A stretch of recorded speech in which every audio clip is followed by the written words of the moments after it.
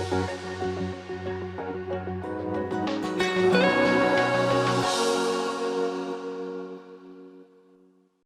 I'm Wayne, And I'm Hazel. and welcome to episode 5 of the Just Covered podcast, where we listen to news, views, and opinions of advisors in the intermediary space. And today we're really lucky to be joined by Nicola McKenzie from Dunham McCarthy Mortgages. So welcome. Hello, thank you guys so much for having me. No, we're really excited, and it will be great to hear your kind of views on the current kind of climate for mortgage advisors and just learn from you. Yeah, lots been happening. So how has it been for you? It's been okay. It was very manic in October. Straight after the mini budget, there was a lot going on. Very, very busy. We're finding at the moment, certainly in the mortgage space, things have quietened down. Rates are coming down, which is obviously great news. But there is still, I think, because of a lot of the media hype, if you like, there is still that that fear amongst buyers at the moment. But I do think that is slowly kind of starting to change. So we're getting a lot more inquiries now, which is good. I bet on the back of the rates coming down as well, because quite a big's happened over the last few weeks. Absolutely. And unfortunately, the papers aren't shouting quite as much about the fact that rates have gone down as much as they were about rates going up. So yeah, it's our job kind of as advisors. We're doing weekly call outs at the moment to tell our clients exactly what the reality is of what's happening, keeping our eye on the rates to inform our clients even that rates have gone down, let's switch you across and save you money where we can and things like that. So yeah, been really proactive then and making sure you're on it when that news comes out. And exactly. I mean, literally we had a mortgage offer about 6 weeks ago, and because of the rate drop, a client yesterday, we saved him £127 just by literally switching him across after his mortgage has been approved. So he's very happy. Oh, I bet he is. Yeah, so good business for your client, but good business for you as well, isn't it? Reputation. Yeah, exactly. Yeah. Excellent. So have you found things with regards to, a big journey, I suppose, over the last few years? You were a winner at our BQA Awards. Yes. Last year was amazing, sat next to you at the ceremony itself. So well done on that. Thank you. How have you found, how have you had to adapt, I suppose, is what I'm asking with regards to over the last few years in that sense? Yeah, so I mean, we've very much been fans since we started our business of diversification. So we're not just solely focused on any one area of financial services. Our core business is will writing. We started the business in 2011, and it was primarily a protection business, but the plan was to offer a complimentary will writing service for every client with every protection sale. So that's really how our business started as a result of the 2008 credit crunch. So with that kind of mindset, we've always kept our hand in a lot of different areas to kind of ride the storm when, the market does quieten down. We've still got these other things to kind of keep us busy and still be able to help our clients in lots of different areas. Absolutely. Well, it gives you that flexibility. And we talk about financial planning, don't we, to diversify funds, put funds different places. You're almost doing that with your business. Absolutely. And I think it's important. Yeah, of course. Definitely. And in terms of the challenges of that, though, has there been any challenges in terms of offering so much? And how did you build that up over time? That's a good question, actually.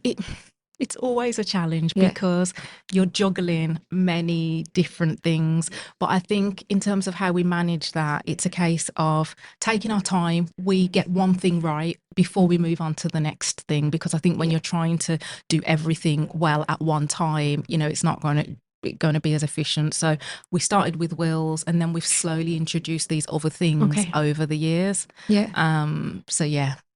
And what's been the benefit of starting at wills, in your opinion? Everybody needs one. Yeah, true. Well, it's still more than 50% of adults in the UK do not have a valid will. So to me, I think that's a shocking and a frightening statistic. So naturally, obviously, that's a huge gap in the market to help people.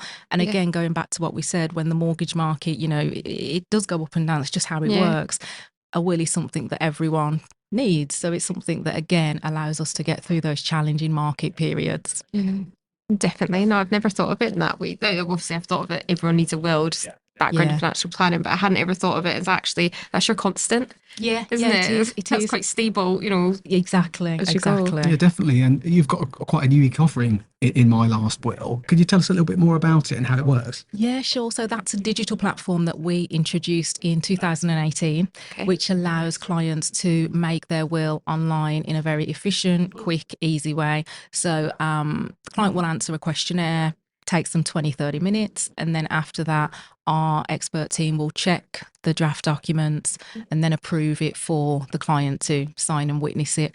So that's been, like I say, that was really the core of our business, and that's how our business has grown, and that's now something that we offer to other brokers to help them to add value to the service they're offering. Because when somebody comes to you for a mortgage, isn't it great to say, well, you're buying a property, this is a time to look at also making sure that if something happens to you, that property passes to who you'd want it to pass to. Yeah. So it's a really good way for brokers to add value to their clients, but also for the clients themselves, because again, everyone knows that they should have a will, but in my experience, often people don't want to part with their money to necessarily get it sorted. It's always something we'll do tomorrow, or there's always a better, more convenient time to do it. Whereas with it being complimentary, it's a case of saying, no, we need to do this, and there's no excuses. And they don't always know an expert straight away either. There's the monetary thing, and then also with My Last Will, and I've seen demos of it before, it's simple, isn't it? Very simple. And the back end of people checking it as well. Exactly, absolutely. It's very user-friendly, shall we say, absolutely. And I also think that it's just, well, for us, like I say, it's been very popular, but also helping other brokers as well. And for them, it's great as a lead generation tool as well. Yes, so for advisors to obviously revisit their existing clients. A lot of people I know that use the system will call up their back book to say, let's review things. By the way, we're now offering a complimentary will writing service. So again, it's mutually beneficial for advisor and for clients as well. And I suppose it helps the protection conversation as well, because it lends itself, doesn't it? The fact that you're protecting where your property goes to the right people at the right time, all of that type of thing. Absolutely. So in our business, we've got two teams. We've got a mortgage and protection team and an estate planning and protection team. And I would say that the protection conversation, certainly in my experience, our estate planners find it an easier conversation historically. I think that's for a variety of factors, but the two do go hand in hand in my experience. I guess without securing your income that pays for all these things they're coming in to see you to do, it's kind of, well, that client, we were speaking about it just before, that client's lost almost if that income's lost, So exactly. And as well, there's so much of a lack of awareness as well in many ways, because sometimes we'll meet a client that's arranged two individual policies. They're not married, they haven't put the policy in trust, and they don't have a will either. So naturally, if they haven't got children, that policy isn't necessarily passing to the partner, it's maybe going to their parents. And these are things that, again, without making sure that clients are getting the right advice, is leaving them in a very vulnerable position. So that's why I'm very passionate about wills, for many reasons. Yeah, it's amazing. You can sense it, and I guess that passion definitely probably comes across to your clients because it's genuine. Definitely, it really is something I'm passionate about, and I think there is still a long way to go in terms of creating that awareness for people. When I'm sat with a client and we're giving them all the technical aspects of how to set the policy up efficiently, there's so much that a lot of our clients were not aware of until we've sat in front of them. So I just think that there's a lot of work to do in terms of educating and making sure that people know the risks of not getting advice and not having the right protection in place, etc. And you're obviously really passionate about it, as we already said. If you link that back to motivation, I know you've been talking a lot about that only in the last week at different events and stuff. So passion, motivation, what gets you up in the morning? How have you found that change throughout the years, and how do you keep that spark going? That's a really good question, Wayne. That's exactly what I just did a talk about, actually, that very topic. I think one of the things that I explained, I've been running a business now for 12 years, and the first 5 years of running that business, it was very motivating, it's all exciting, etc. For a variety of reasons, there has been challenges along the way. And the one thing that I've come to understand is that motivation is temporary. You're not going to be the same level, or I'm not the same level of motivation every day. So there's got to be things outside of just relying solely on motivation to still keep going. So for me, a lot of my passion comes from helping my clients. I love that, putting them in a better position. Also now, a lot of content marketing. So I love marketing. Yeah. Hence why, we do a lot on social media. That's what really drives me. I'd also say a large part of what drives me is leading our team and educating our team. We do apprenticeships, and for me, seeing a younger generation come through as advisors and seeing them grow, seeing them develop, that really motivates me. Yeah. And that's benefiting the whole of the financial service environment then. If you can bring people in, get them trained up well. Absolutely. And I guess that's the benefit. If you're offering all those different services, you're getting advisors who have actually got knowledge across the board of why each element's important. Absolutely, because if somebody comes to see us for a mortgage, often there is an estate planning need and other things that if we didn't have the knowledge around estate planning, then we wouldn't be able to necessarily provide a holistic service. So definitely having these other areas definitely helps. USPs now. I remember when advising back in the day, one of the first paragraphs on there was, you haven't got a will in place, we recommend you go and make one. But the fact is, you've got that process in place where people can actually do it, and they can do it using a digital platform, which obviously self-service and all that, but with the element where the least risk, if you like, in terms of it being checked at the back end. Definitely. And it's not just a line then. No. It's not just a line of I'm safeguarding myself, I've said that line to you. It's actually you're taking it to that level of offering the service on the back end. Definitely. So it's been very positive. Well, with consumer duty coming down the track, that's walking the walk, isn't it? Avoiding that foreseeable harm, getting people to make a will, 100%. Things in trust, all of that. 100%, definitely. Right. I guess also from a business perspective, because obviously we've talked about benefits to the client there, but you mentioned mortgages are quiet. So I guess even from a business perspective, you can contact the client about a whole host of other things. Exactly. From a business perspective, it most definitely does, like I say, bridge that gap when things are quiet in the mortgage market to still make sure that we can, offer our clients some value.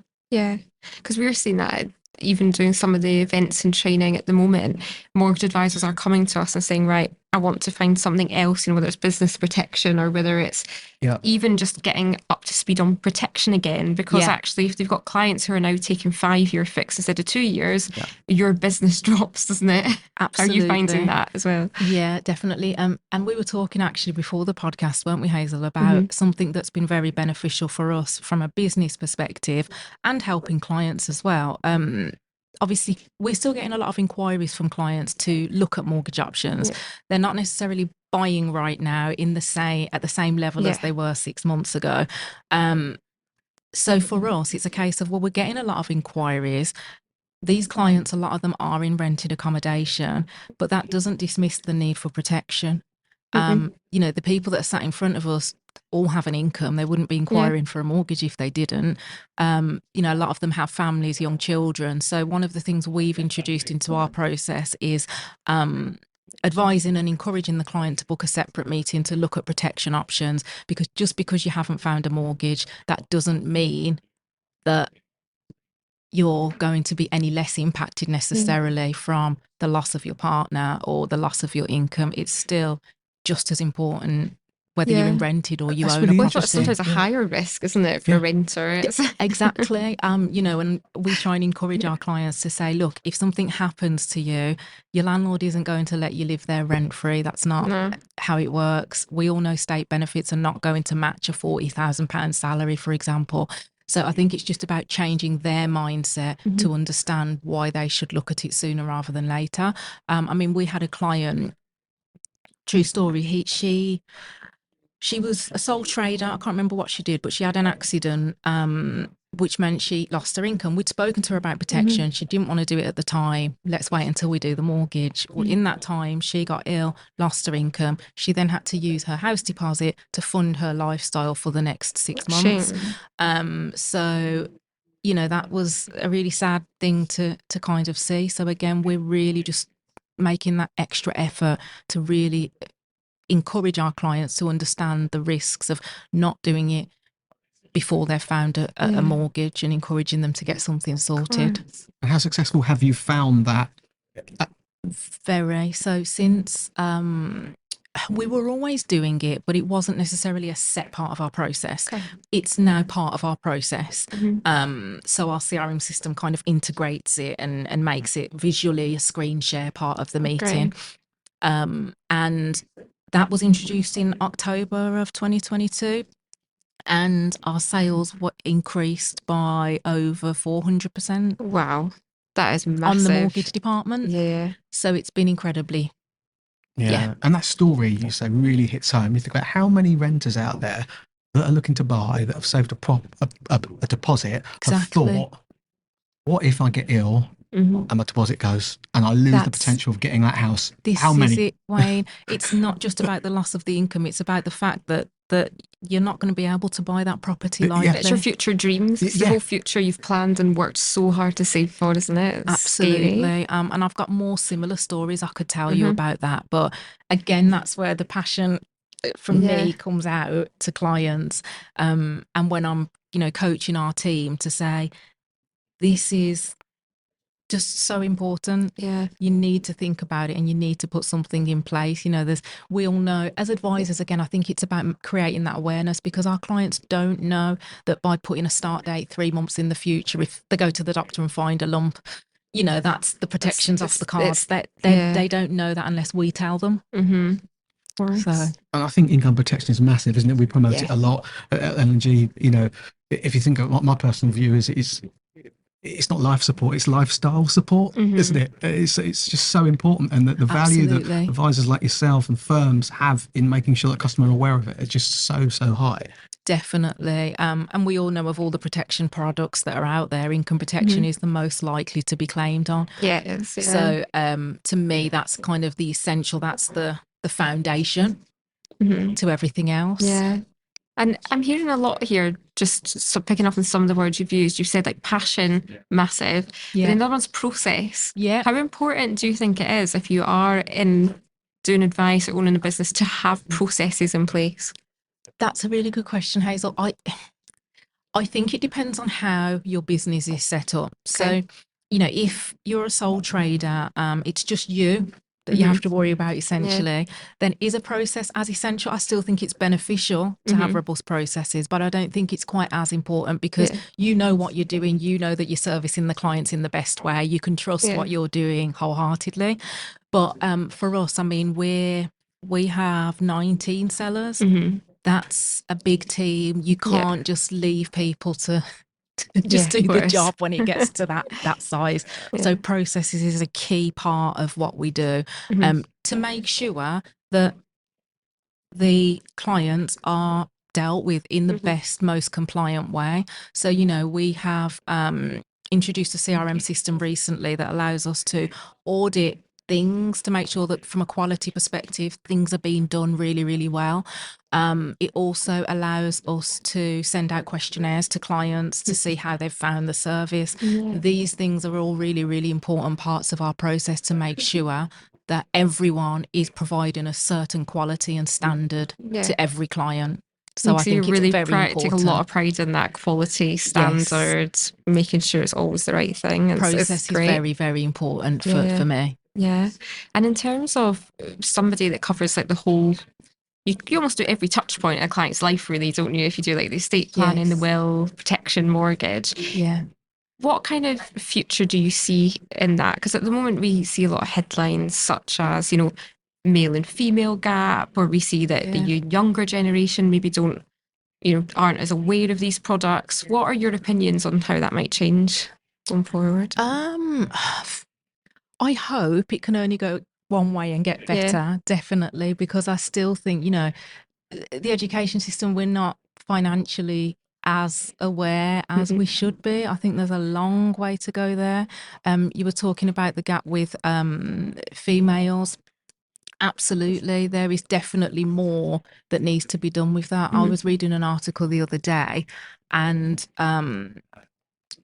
it said that for every £10,000 sum assured of a policy that a male has, a female is insured for about half of that. Yeah, I saw a really similar I think it was on cover. Yeah, it was. I'm sure it was. Yeah, I can't remember. It was definitely, I read that and I thought that is a big difference. Massive. and I think, I think a lot of that is due to, societal trends in that the average salary for a male is still typically higher than that for a female.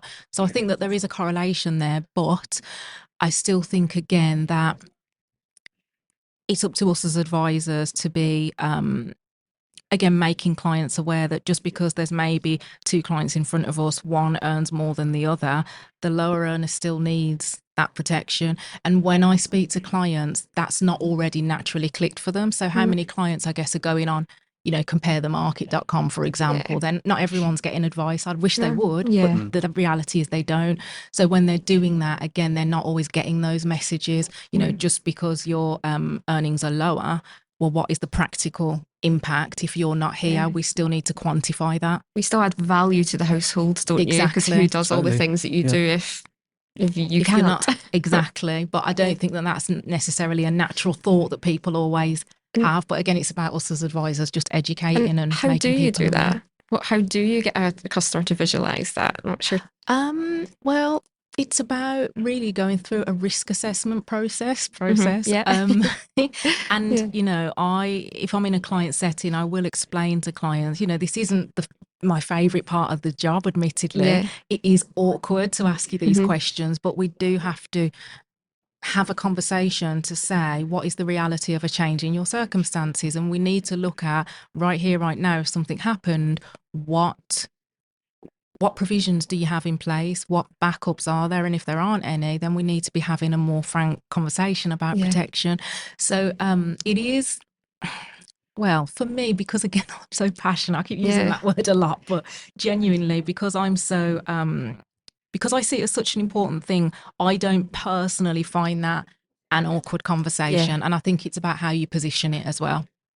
It's having that belief though, isn't it? I guess, because Definitely. if you believe in the product and you can see the difference it makes to someone, you're not apologizing for having that conversation in the first place, are you? Definitely. I had somebody comment, actually, a new advisor that joined our firm, and they said that I had unashamedly approached the topic of protection, and I said, because there is nothing to be ashamed of. You know, it's just what's the to me, it's I'm doing the client a disservice if I don't fully paint the picture of exactly what the scenario is if they don't take my advice. So you're only offering them a product that will better them if they're in a bad situation. So I do find it really interesting that advisors have that mindset of either feeling ashamed to talk about it or saying, can I please now just talk about this? It's like, no, there's nothing wrong with it. It's actually a life-changing discussion. Who wouldn't want their family's financial future to be protected? Exactly. Yeah. Absolutely. And I think you're right, Hazel, when you just mentioned about it's about how you believe in the product as well. I think that's a massive part of it. Historically, when I've been training team members, I'd say that those that have found the conversation more difficult are those that genuinely don't believe in the product. And I think if you don't believe in it, then it's going to come across that you're selling something. You're not having that natural, you know, care for the client if you don't believe in that product yourself. And do you think that can be taught? So when you do have those advisors who maybe don't believe, do you think you're able to sway that? Or do you think actually that's it's maybe until they have a change in circumstances? It's a mixed bag. Some, change. And I think sometimes the change comes from coaching. Although coaching, you can't always change somebody's mindset. Sometimes it comes from just their life situation changing. You know, if they have a child, that sometimes changes the way that people perceive protection. So yeah, I say a mixed bag. Yeah, because it's interesting, isn't it? That belief cycle. And we talk about it in our training sometimes. We talk about belief cycles, and it's amazing. We'll do, you know, we'll be doing protection training, and we've got advisors who are all sat there saying, yes, I'll sell protection. I think it's important. But then you ask them in the room, who's got it? And then all of a sudden they don't put their hands up, and you think, you don't believe your own sales pitch. You've not sold it to yourself. 100%. Yeah, it's interesting as well. Different types of processes you mentioned as well. So, and product. So when you're talking about someone going in to see a customer or a Remo or a PT even, do you find the belief element there is slightly different? Oh, that's a good question, actually, Wayne. I don't think that the belief element is any different where it's a PT, etc. But I do think that that sometimes people are less likely to delve as deep into the Right. protection. Oh, I see. Okay. If it is a PT, maybe under the assumption that they've already got it, or if they have already got it, that, you know, it can't be improved or whatnot. So yeah, I think Yeah, I see what that you can mean. sometimes be an issue. Yeah, and I suppose, what types of, I suppose, techniques do you use to ensure the passion, the belief is there for the people that work for your firm? Well, a lot of that is process driven to an extent. Right. Again, it's a case of it's not optional to ask someone if they've already got the cover, and if they have, we need to see the policy document. That's something that's part of our process. Right. So, so yeah, I would say that we have to ask the question, because as a business owner, I don't want to be in a situation where I'm having to answer to a client that is in a bad situation because of what we've not done. Absolutely. There's nothing. I've been in that situation, not as a business owner, but as an area sales manager. I was in that situation. I got a phone call from a client, and unfortunately, they didn't have the protection there. So I was able to stay with them on the phone and talk them through how to get their death in service, look at the death in service, etc. So they luckily had that.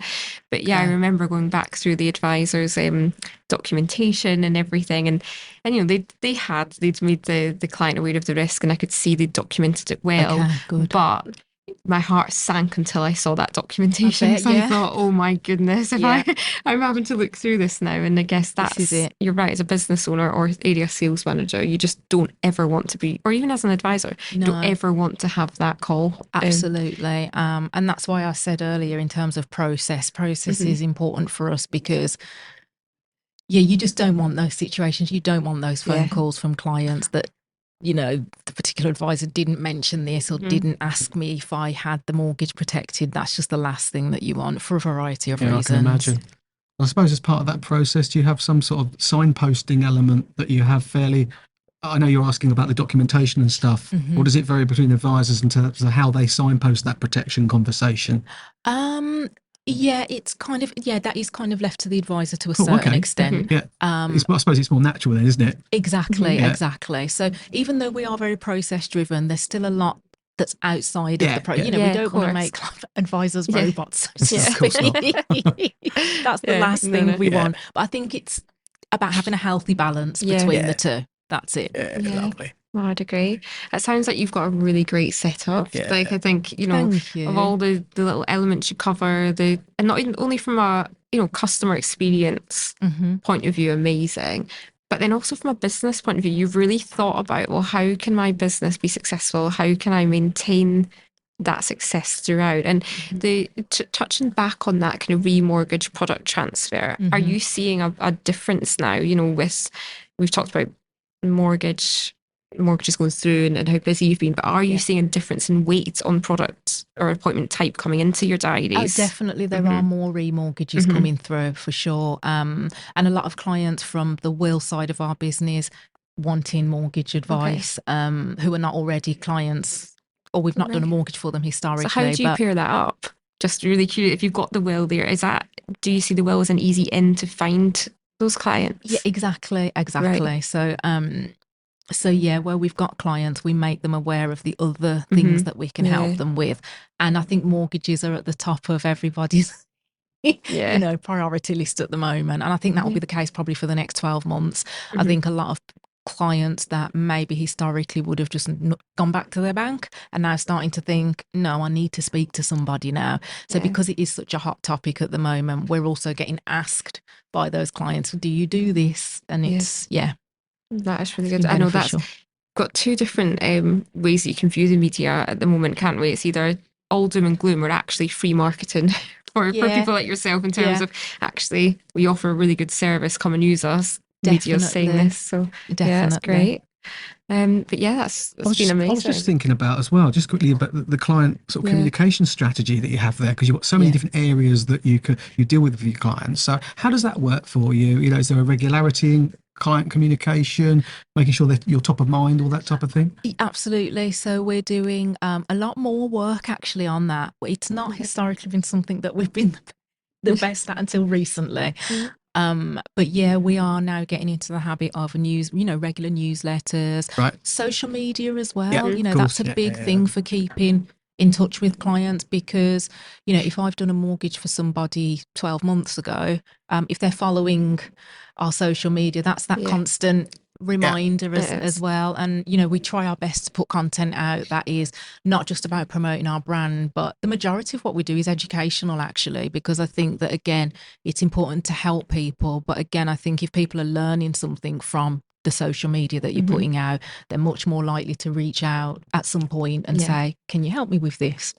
I think it was brilliant the way you did that, because it's that wider awareness piece. And I suppose the main thing that sticks out for me is when you moved offices, you promoted that absolutely brilliantly. Yeah, I was following that. You're right. I think we had the paper involved. We had it on YouTube. We had a local news. We had the lot. I was everywhere. It was amazing. You know, but it's just about that top of mind piece. That, right, okay, Dunham McCarthy are moving. Oh, they're there now. I'm seeing them again. So it's like registering with the client, isn't it? Around that wider brand, galvanisation, you know, trust, all that type of thing. 100%. You know, and a lot of the marketing that we do isn't always come and do your mortgage with us, come and do your will with us. It's a case of just reminding people that we're there and we're doing positive things. Yeah, it's almost like we're here for you. That's what it is. And when you need us, hopefully you'll think of us and come to us at that time, definitely. We used to call it, when I was an estate agent, I had a sales manager who called it the Domino's effect, as in Domino's Pizza, because you'd be driving home from work and you'd see an ad there, then you'd see someone dressed as a pizza, and then subliminally, even if you didn't actually want a takeaway, all of a sudden you're craving a takeaway, and if you are going to order one, it'll probably be Domino's Pizza. It's so it's almost that, isn't it? If you don't know about the service, you're not reminded constantly, you don't have that subliminal message to use them. Definitely. I was talking about this very topic actually on a podcast with somebody a few weeks ago, and we were talking about the Coca-Cola ad that you see every Christmas. And they're not saying buy Coca-Cola from us, are they? It's just that constant reminder of Christmas, the Coca-Cola lorry comes, that reminds us all Coke exists. Sometimes it will just flash up, won't it? For a second, that's and then go. That's it. So it is about, you know, that subliminal aspect of it, definitely just that reminder that you're there as a business and can help them when the time comes. Yeah, no, you do it very well. When I first joined in intermediary space, you were actually one of the first people I saw on social. When I was looking at videos, looking at like kind of how-to things, it was your YouTube that came up, and some of your help videos and things. They were educational and easy to listen to. That customer language was really hits the spot well. So you do a great job. Good. I think it's just great. You've got, you know, we look at people coming into the industry as well that want to do it. They see a company like yours that, you know, is very prominent locally as well in the local area and stuff, as well as wider on social media. I want to go and work for them. You know, I want to do the right thing. Definitely, Wayne. And like I said, you know, bringing through a lot of the time, we're not always looking at people that have got financial services experience. Like I say, we take on apprentices. We've got a couple at the moment. They're not quite at the stage of being advisors, but they've been in the business now for 3 years, doing a support role for the advisors. And I just think it's very important to coach that younger generation to bring them through, because, you know, they'll be advising and hopefully doing it really well one day. Yeah, great. So if you could give one tip to either a new advisor or existing advisors, what would it be? Okay, so based on what we've spoken about, in my experience, there are still, I think, might be an unpopular opinion, sorry if it is, but there are a lot of advisors that are still perhaps too worried to have the conversation about protection. And I do find that particularly seems to be where advisors are, primarily mortgage advisors. Getting into that mindset can be difficult. And I would just say, you know, just don't be. It's just so important that our clients get that consistent, good advice, and that we point the risks out. What the client chooses to do after that, we can't control that, but it's just about not being afraid to have that conversation. And if you've done that, you've done your bit. And as a result of that, you will end up protecting more clients. And again, you know, you'll do well. I agree. It's just about confidence and knowing your importance to the client. Absolutely. How many people are going to have that conversation? Not many. So time for you to step up and do it as you demonstrate with your. This is it. You know, I mean, I've heard of some brokers over the years that don't even quote protection, and they're selling a mortgage to these people, and it's like, you know, someone's taking out £300,000 of a mortgage. To not even have the conversation is just I can't justify it. Sorry. You can. Yeah, definitely not. And to me, that's worrying because it's almost like a lottery, isn't it, for those customers? How do they know who's going to give them that holistic advice? They should be able to trust them no matter who they come in and speak to. Exactly. They get that full package That's every time. Absolutely. And I suppose consumer duty is all a part of There's that. the referral element, isn't there? There's the write it or refer it strapline, isn't there? So companies like yourself probably take referrals, I would think. Absolutely, Wayne, you're exactly right. If you don't want to write it, that's okay, but just make sure that somebody does it then. Yeah. Because I think, like we said earlier, the last thing you want is that phone call from somebody to say, nobody told me this, nobody made me aware of this. That's just not what any advisor wants. So I just say you're completely right in terms of referrals. I think that's something anyone can do. You don't have to be skilled in the conversation to be able to refer it, do you? Absolutely, so definitely, absolutely. Yeah, so important. You know, and one of the biggest elements that will come out at the end of today is to have that conversation or refer it to someone who will have that conversation. The importance is huge. Thank 100%. You so much for coming. It's amazing. Worries. Thank you for having me. It's been a really good afternoon. Thanks guys. Nick. You've been great. Thank you. Thank you.